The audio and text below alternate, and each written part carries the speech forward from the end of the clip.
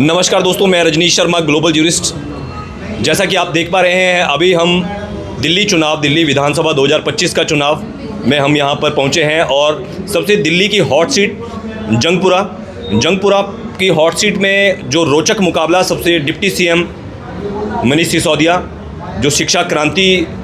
को लेकर दिल्ली में आए हैं और शिक्षा क्रांति के मसीहा जिनको माना जाता है, उनकी यह सीट है जंगपुरा। और जंगपुरा में हमारे साथ अभी हिमाचल प्रदेश के आम आदमी पार्टी के हिमाचल प्रदेश के राज्य अध्यक्ष सुरजीत ठाकुर जी हमारे साथ हैं और श्रीकांत जी हमारे साथ हैं कोटखाई से।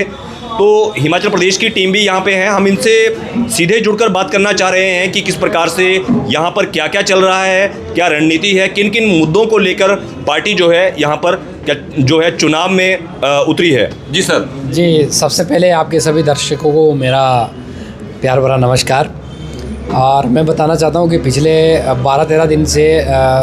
मैं इस कैंपेन का हिस्सा हूँ और मेरी पूरी टीम हिमाचल प्रदेश से जो लोग यहाँ पर आए हैं नई दिल्ली विधानसभा और ख़ास करके जंगपुरा में पूरी तरह से जो भी रणनीति है पार्टी की, उसके हिसाब से हम भी यहाँ पे काम कर रहे हैं। और जिस तरीके से देख पा रहा हूँ यहाँ पर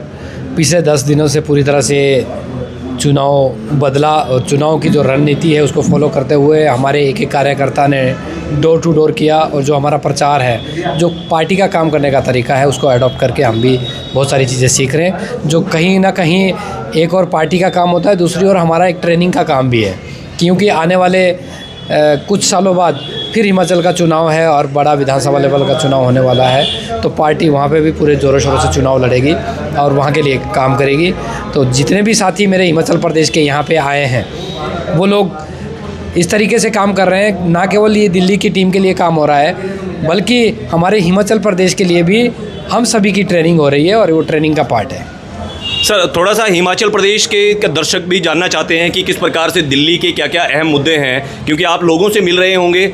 घर घर भी जा रहे होंगे और तरह तरह के अभियानों में आप यहाँ पे शामिल हैं। तो लगभग आपको क्या लग रहा है कि यहाँ के स्थानीय लोग जो हैं अरविंद केजरीवाल की जो पिछली सरकार रही, उस सरकार से कितना खुश हैं और कितना आने वाले समय में अगली फिर से सरकार बनाने के लिए लोगों की जो है वो क्या डिमांड्स हैं, क्या लोगों की मांग है? देखिए, आम आदमी पार्टी की जो आइडियोलॉजी है और जिस तरीके से आम आदमी पार्टी काम करती है, स्वास्थ्य, शिक्षा, सड़क और ये जो मूलभूत सुविधाओं के ऊपर की जो राजनीति है, आम आदमी पार्टी मूलभूत सुविधाओं को दिलाने का काम करती है। वही मेन मुद्दे रहे यहाँ दिल्ली के लिए भी। और जिस तरीके से शिक्षा की क्रांति के लिए मनीष सिसोदिया जी जाने जाते हैं और शिक्षा का उन्होंने काम किया, उसी चीज़ को लेकर, उसी कड़ी को लेकर विश्व में अगर हिंदुस्तान को नंबर 1 बनाना है तो शिक्षा ही एक ऐसा माध्यम है जो कि देश को नंबर 1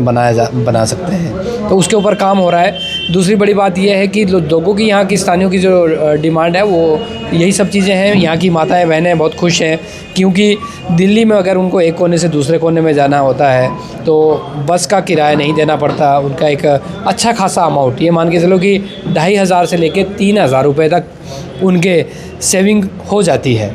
साथ ही साथ जो यहाँ का इलाज का जो व्यवस्था है, जो मोहल्ला क्लिनिक का जो सिस्टम है, यहाँ पर सभी लोगों को, चाहे वो दवाई हो, चाहे वो टेस्ट हो, किसी तरीके की कोई जांच हो, वो सारा फ्री ऑफ कॉस्ट है। यहाँ पर हिमाचल प्रदेश की तरह कोई कार्ड नहीं है, जैसे हिम केयर का कार्ड कभी पैसे मिलते हैं, कभी बंद हो जाते हैं। जो वहाँ के वेंडर्स हैं, जितने भी प्राइवेट हॉस्पिटल्स हैं जो इन पैनल हैं, उन लोगों को 6-6 महीने पेमेंट के लिए रुकना होता है। बहुत सारी आपने देखा कि पिछले जो इसकी एक रिपोर्ट आई थी जिसमें 10 लाख लोगों ने एक ही मोबाइल नंबर पर करोड़ों रुपए का गमन किया था आयुष्मान की योजना के आधार पे। तो यहाँ दिल्ली की जनता के लिए किसी तरह का कोई कार्ड की व्यवस्था नहीं है, जैसे अरविंद केजरीवाल जी ने बोला है। यहाँ पे सिर्फ इलाज का वादा किया है। बीमारी लाख रुपए की हो, 10 लाख की हो, 50 लाख रुपए की हो, इसकी गारंटी दिल्ली सरकार लेती है और दिल्ली की जनता को बिना किसी कार्ड के अनलिमिटेड स्वास्थ्य का इंतज़ाम है। और अभी पिछले दिनों में अरविंद जी ने खुद ही बोला है कि जो 60 साल से ऊपर के बुज़ुर्ग हैं, उनका टोटली A to Z पूरी जिम्मेवारी दिल्ली की सरकार की है, अरविंद केजरीवाल जी की है। तो मुझे लगता है कि जिस तरीके का जोश और जुनून दिल्ली की जनता के अंदर देखने के मिलता है, तो ये मुकाबला एक तरफ़ा है और प्रचंड बहुमत की यहाँ पे फिर से चौथी बार आम आदमी पार्टी की सरकार बनने वाली है। जी, तो आपने सुना कि सुरजीत ठाकुर जी स्पष्ट तौर पर कह रहे हैं कि प्रचंड बहुमत की सरकार दिल्ली में एक बार फिर से आने वाली है, और इन्होंने कुछ जन कल्याणकारी जो नीतियां हैं उनके बारे में भी बताया कि इस प्रकार से ऐसी जन कल्याणकारी नीतियां जो दिल्ली सरकार के द्वारा लागू की गई हैं, चाहे वो बसों की बात है, चाहे वो महिलाओं को 2100 रुपये देने की बात है, और इसके साथ ही चाहे वो शिक्षा की बात है, मोहल्ला क्लिनिक की बात है, और इसी के साथ साथ बिजली के बिलों में रियायतें, बिजली जो है वो सस्ती जो दी जा रही है। कहीं ना कहीं स्पष्ट तौर पर ये हिमाचल प्रदेश में भी, हिमाचल प्रदेश की जो सरकार है और अन्य राज्यों की जो सरकारें हैं वह भी नकल मारती जा रही हैं, वह भी इन सुविधाओं को देती जा रही हैं। और मौजूदा समय में दिल्ली में भाजपा के लोगों से भी हमने बातचीत की है, तो उनका भी कहना है कि जो सुविधाएं यह सरकार लोगों को दे रही है, आने वाले समय में अगर उनकी भी सरकार बनती है तो वह भी जारी रखेंगे। कहीं ना कहीं आम आदमी पार्टी ने लोगों में, जो गरीब लोग हैं, जो अप्रवासी लोग हैं, क्योंकि दिल्ली में बाहर के राज्यों के लोग अप्रवासी ज़्यादातर यहाँ पे रहते हैं, जो दिल्ली है यहाँ की जो महंगाई है, महंगाई बहुत अधिक होने की वजह से आम व्यक्ति का जो जीना है वो दुश्वार है। वह व्यक्ति ठीक ढंग से जी पाए, वह व्यक्ति इज्जत से जी पाए, और उस व्यक्ति को सरकारी स्कूल या मोहल्ला क्लिनिक या बसों इत्यादि में और भी कई जन कल्याणकारी नीतियों के माध्यम से फ़ायदा हो, ऐसा कुछ एजेंडा है अरविंद केजरीवाल जी और मनीष सिसोदिया का। तो मनीष सिसोदिया की जंगपुरा सीट पर हम बात करें, हमारे साथ कोटखाई से भी श्रीकांत जी हैं, हम इनसे भी थोड़ा सा जानना चाहेंगे। सर, थोड़ा सा आप बताएं, आपका क्या तजुर्बा जो है, एक्सपीरियंस क्या रहा है, यहाँ के लोगों से आप लगातार मिल रहे हैं, किस प्रकार के अनुभव हैं? देखिए, जिस तरह से हम इस विधानसभा में भी जंगपुरा में काम कर रहे हैं, तो लोगों से मिलना हुआ, लगभग लोगों का यही है कि भाजपा आई, तो भाजपा का भी जो है ना जी, आम आदमी पार्टी की जो शिक्षा, स्वास्थ्य और बिजली का जो सड़क, लोग इसकी तरफ ज़्यादा लोगों का है कि आम आदमी पार्टी जो काम करती है, कहती है वो करती है। और इसलिए भाजपा की जितनी भाजपा अपनी नीतियाँ लेके आई है वो वही नीतियाँ थी जो आम आदमी पार्टी आज तक काम करती आई है। भाजपा ने कहा कि हम इसको कंटिन्यू करेंगे, तो लोगों का कहना है कि अगर अरविंद जी को क्यों लाएगी पार्टी, वापस लेके आएगी, क्योंकि भाजपा वही कह रही है जो आम आदमी पार्टी कह रही है। तो लोगों का लगभग इस सीट पे भी और पूरी दिल्ली में जो लगता है कि लोग आम आदमी पार्टी को फिर से सरकार बनाना चाहते हैं, क्योंकि कोई विज़न नहीं है इसके पास। जो भाजपा है ना जी, भाजपा के पास अपना कोई विज़न नहीं है, तो लगभग ये जो इलेक्शन है बिल्कुल क्लियर नज़र आता है। हम एक अंतिम सवाल हम सुरजीत ठाकुर जी से लेंगे। सुरजीत ठाकुर जी, जिस प्रकार से भाजपा भी बड़े बड़े फ्लैक्स के माध्यम से भाजपा दावा कर रही है कि दिल्ली में भाजपा जो है पूर्ण बहुमत की सरकार बनाने जा रही है, ये दावा भाजपा के जो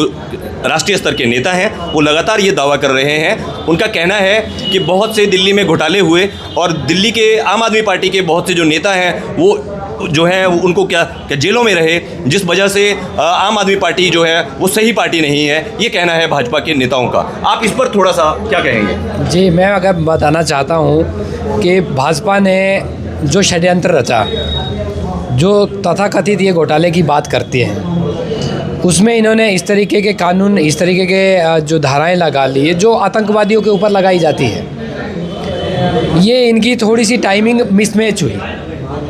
इनका जो प्लान था वो 2024 के चुनाव को जीतने का था। अगर इनका प्लान थोड़ा सा इधर उधर नहीं होता, जिस तरीके का षड्यंत्र इन्होंने रचा, तो शायद ये उसमें कामयाब भी होते हैं। पर परमात्मा के घर में देर है अंधेर नहीं है। जो षड्यंत्र रचा गया था, आज हमारे नेता सब जेल से बाहर है और केस चल रहा है। आपको मैं बताना चाहता हूँ कि धेला भर नहीं मिला, चवन्नी तक नहीं मिली। अगर भ्रष्टाचार किया तो कहीं ना कहीं तो वो पैसा पड़ा होता। बार बार ईडी को बार बार फटकार लगी, सुप्रीम कोर्ट ने और हाई कोर्ट ने दोनों ने फटकार लगाई कि जिस बेस पर आपने केस फाइल किया है, जिस बेस पर आपने आम आदमी पार्टी के नेताओं को जेल में डाला है, वो कोई बेस भी नहीं है और 2 ढाई 3 मिनट में वो तो केस ख़त्म हो जाना चाहिए। कई बार ऐसे सुप्रीम कोर्ट के जज तक ने की ये स्टेटमेंट आई। तो आपको क्या लगता है कि जितने भी ये मुकदमे किए गए ये सारे बदले की भावना से और राजनीतिक षड्यंत्र आप इसको मानते हैं? बिल्कुल बिल्कुल, बदले के भावना से ये काम किया गया है और ये एक राजनीतिक षड्यंत्र है। दिल्ली की जनता सब जानती है, क्योंकि जिस तरीके की सुविधाएं, देखिए मैं बताना चाहता हूँ कि जिस तरीके से आम आदमी पार्टी, अरविंद केजरीवाल जी की सरकार दिल्ली के अंदर सभी स्वास्थ्य को लेकर सारी सुविधाएं दे रहे हैं, सड़कें अच्छी बना रहे हैं और मोहल्ला क्लिनिक का जो मॉडल लेके आई है उसमें सारी दवाइयाँ मिल रही हैं, स्कूल शानदार बना दिए हैं, जो स्कूलों के जो कमरे हैं और जो इंफ्रास्ट्रक्चर इतना शानदार बना दिया जिसमें वर्ल्ड क्लास की फैसिलिटी और वर्ल्ड क्लास की एजुकेशन प्रोवाइड करवाई जा रही है। तो आपको क्या लगता है कि दिल्ली की जो जनता है वो इस सारे मामले को, षड्यंत्र को या बदले की भावना से जो कार्य किया गया है, इस सारे को देखकर चुनावों में आम आदमी पार्टी को अपना समर्थन देगी?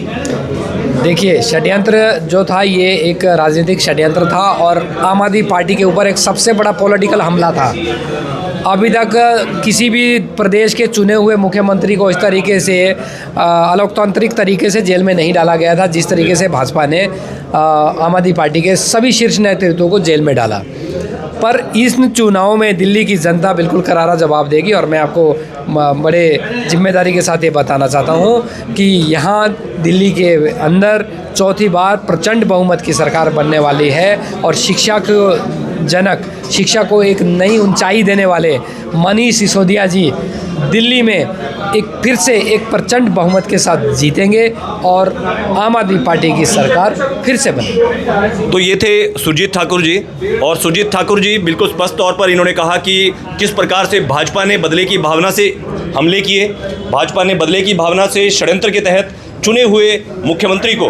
पहली बार पूरे हिंदुस्तान में गिरफ्तार किया और किस प्रकार से ये पूरे देश ने देखा और पूरे दिल्ली ने देखा, जिसका इनको उम्मीद है कि पूरा बदला जो है वो चुनावों में जनता बताएगी, क्योंकि जनता को सब कुछ पता है, जनता समझती है और जनता जानती है कि किस प्रकार से ये राजनीतिक हमला था और किस प्रकार से आम आदमी पार्टी की जो सरकार थी उसको रोकने के लिए ये प्रयास भाजपा के द्वारा किए गए। तो एक बार फिर से हम आपको बता दें कि हम जंगपुरा में डिप्टी सीएम, जो पूर्व के डिप्टी सीएम मनीष सिसोदिया जी वो यहाँ से चुनाव लड़ रहे हैं। काफ़ी रोचक मुकाबला है और पूरी दिल्ली की सभी सीटों पर रोचक मुकाबला है और हिमाचल प्रदेश के अध्यक्ष और हिमाचल प्रदेश की बहुत सी टीमें पूरे दिल्ली प्रदेश के अंदर जो है वो अपना चुनावों में अपना समर्थन करने के लिए और चुनावों में आम आदमी पार्टी की सरकार बनाने के लिए घर घर जाकर भी समर्थन कर रहे हैं। हम अन्य नेताओं से बात करेंगे, अन्य पार्टियों के अन्य दलों से भी बात करेंगे कि लोगों के क्या मुद्दे हैं, नेताओं के क्या मुद्दे हैं और सरकार बनने के बाद किस प्रकार से सरकार जो है किसी की भी सरकार आए, लेकिन यह स्पष्ट है कि आम जनता से जुड़े हुए जो मुद्दे हैं वो सर्वोपरि होने चाहिए। मैं रजनीश शर्मा, ग्लोबल ज्यूरिस्ट, जंगपुरा विधानसभा, दिल्ली से।